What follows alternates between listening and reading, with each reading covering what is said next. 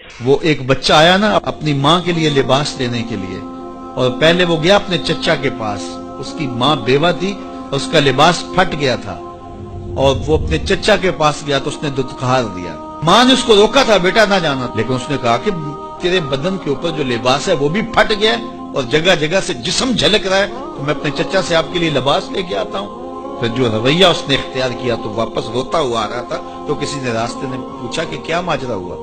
اس نے کہا چچا کے پاس گیا تھا ماں کے لیے لباس لینے، اس نے تو لا کے بھیج دیا۔ اللہ اکبر۔ تو اس نے کہا کہ جا سین حرم میں محمد نام کا ایک شخص بیٹھا ہوا ہے، اگر تو اپنا دکھڑا اس کے سامنے پیش کرے تو وہ امید ہے تمہیں رد نہیں کریں گے، لیکن سن لے ان کا دین کوئی اور ہے۔ اللہ اکبر۔ اپنے ماں کے پاس آیا تو ماں کو کہا کہ چچا نے تو لا کے بھیج دیا، لیکن آپ کی حالت مجھ سے دیکھی نہیں جا رہی۔ بچہ ابھی شعور کی منزلوں میں قدم رکھ رہا تھا، پہلے بہت چھوٹا تھا، اب اس کے اندر ایک جذبات تھے بچے کے اندر۔ تو ماں نے کہا کہ بیٹا نہیں ان کے پاس نہیں جانا، سنا ہے کہ جو ان سے ملے دین دھرم چھین لیتے ہیں اس کا۔ اللہ اکبر۔ تو حضور علیہ الصلوۃ والسلام کے پاس جانے سے ماں روکنے لگی، لیکن بچے نے کہا کہ امی میں پکا رہوں گا، بتوں کا وفادار رہوں گا، تم اس ٹینشن کو اس پریشانی کو چھوڑ دو۔ اور حضور کی خدمت میں حاضر ہوا، حضور صحن حرم میں چادر اوڑے بیٹھے ہوئے تھے، اور جا کے کہنے لگا میں پہلے بات آپ سے کر لیتا ہوں، آپ کا دین میں نے قبول نہیں کرنا۔ حضور مسکرا کے بولے بیٹا بتاؤ کس لیے آئے ہو؟ کہا میری ماں بے لباس ہے، میں آپ سے لباس لینے آیا ہوں۔ حضور نے چادر رحمت اتار کے اس کے کندھوں پہ ڈالا۔ اللہ اکبر۔ وہ واپس آ گیا اور ماں پر حضور کی چادر اڑائی۔ اللہ اکبر۔ اور ماں نے کہا کہ بیٹے اس نے اپنا دین تو نہیں تجھے دیا؟ کہا نہ میں نے پہلے کہہ دیا تھا تیرے دین نہیں مانوں گا۔ ماں کہنے لگی پتر اس کا دین ماننا چاہیے، یہ جس نے رحمت کی چادر ہمارے سر پہ ڈال دی۔ اللہ اکبر۔ تیری تک کے ادامہ میں مرید ہو گئے۔ اس بوڑھی عورت کا قصہ بھی آپ نہیں بھول سکتے، جو گھر کا سامان باندھ کے اپنے دروازے پہ بیٹھی ہوئی تھی، اور اس نے سنا تھا مکے میں ایک جادوگر آیا ہے جسے ملتا ہے اس کا دین چھین لیتا ہے، کہیں ایسا نہ ہو کہ کہیں اس سے ملاقات ہو جائے اور وہ دین ہی میرا چھین لے، مجھے شہر چھوڑ دینا چاہیے۔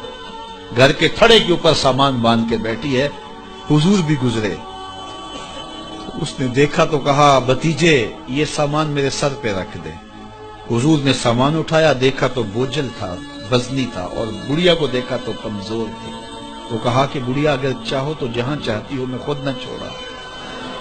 اس نے کہا اس سے بڑی مہربانی کیا ہوگی؟ حضور نے سامان اٹھایا ہوا ہے اور بڑھیا سے باتیں بھی کرتے جا رہے ہیں۔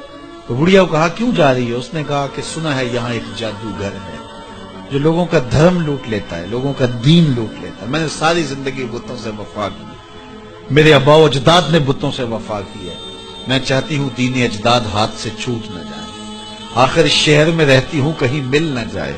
خیر حضور نے کچھ نہیں کہا، اس کا سامان نہیں پھینک دیا کہ ٹھیک ہے تم پھر جاؤ۔ سامان اس کا اٹھایا اور جہاں تک اس نے جانا تھا سامان پہنچایا، سامان سپرد کر کے واپس پلٹنے لگے۔ تو اس نے کہا بچے اپنا نام تو بتا دے، لوگ کہیں گے کہ مکہ چھوڑ آئی ہو تو بتاؤں گی ایک جادوگر کے دکھ سے چھوڑ آئی ہوں، تو وہ کتنا برا بھلا کہیں گے شہر مکہ کو کہ جس مکہ سے لوگ نقل مکانی کرنے پہ مجبور ہو گئے۔ تو میں انہیں یہ بھی بتاؤں گی کہ جس مکے میں جادوگر رہتا ہے اتنا اچھا نوجوان بھی رہتا ہے، تو تیرا نام لیا کروں گی، تیرے قصیدے پڑھا کروں گی۔ تو حضور علیہ السلام مسکرا پڑے، کہا بڑھیا جس جادوگر سے بھاگ کے آئی ہے وہ تیرے سامنے کھڑا ہے۔ اس نے کہا سچ سے آپ ہی محمد ہیں؟ حضور نے فرمایا نام میرا یہی ہے۔ تو اس نے کہا پھر آپ کا جادو میرے پہ چل گیا ہے۔ اللہ اکبر۔ تیری تک کے ادامہ میں مرید ہو گئی، لوگوں کی خدمت کریں، بوڑھوں کے کام آئیں، دکھیوں کے کام آئیں، مصیبت زدہ کے کام آئیں۔ حضور یتیم ہو کے یتیم پرور تھے، لاچاروں کی مدد کرتے، لوگوں کے گھروں میں پانی بھر کے دے دیتے، اور دکھیوں کے کام آ جاتے اور مصیبت زدوں کے کام آ جاتے۔ تو حضور سے پیار کرنے والوں، امت میں آپس میں حسد نہ پھیلاؤ، بغض نہ کرو، نفرتوں کے پہاڑ کھڑے نہ کرو، ایک دوسرے سے پیار کرو، جڑو، امت وحدہ بنے، اور اپنے ماحول کو، اپنی معاشرت کو ایک خوبصورت معاشرت کا رنگ دو، اور اپنی زندگی کو حضور کے نام کر دو۔